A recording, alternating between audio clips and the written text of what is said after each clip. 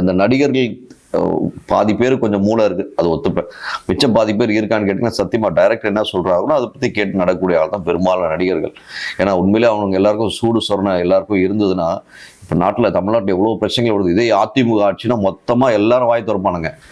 அவனுங்களுக்குலாம் எங்கேருந்தா அவ்வளோ வாய் வரும் தெரியாது. எவ்வளோ ரொம்ப அப்படியே ஆத்மாத்மா மனசுலேருந்து பேசுகிற மாதிரிலாம் பேசுவாங்க. அதுவும் நம்ம சகோதரர் சூர்யாலாம், அவர் சினிமாவில் நல்லா நடிப்பார், ரியல் டைமில் கமலஹாசன் மாதிரி ரொம்ப நல்லா சிறப்பாக நடிக்கக்கூடிய மனிதர் அவர்.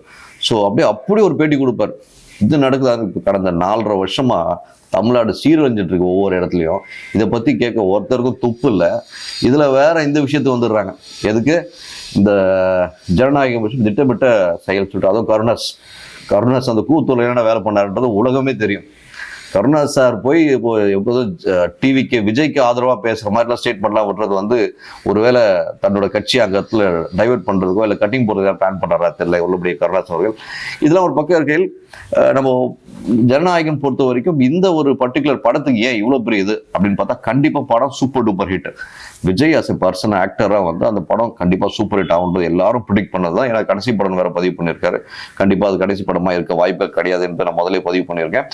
இந்த படம் பொறுத்த வரைக்கும் ரிலீஸ் ஆச்சுன்னா எங்கே இவர் இன்னும் அடுத்த லெவல் போயிடுவாங்களோ அப்படின்றது பயம் தமிழகத்தில் இருக்கும் ஆளுங்கட்சிக்கும் சரி, மத்தியில் இருக்கும் ஆளுங்கட்சிக்கும் சரி உண்மையிலே பயம் இருக்கிறது.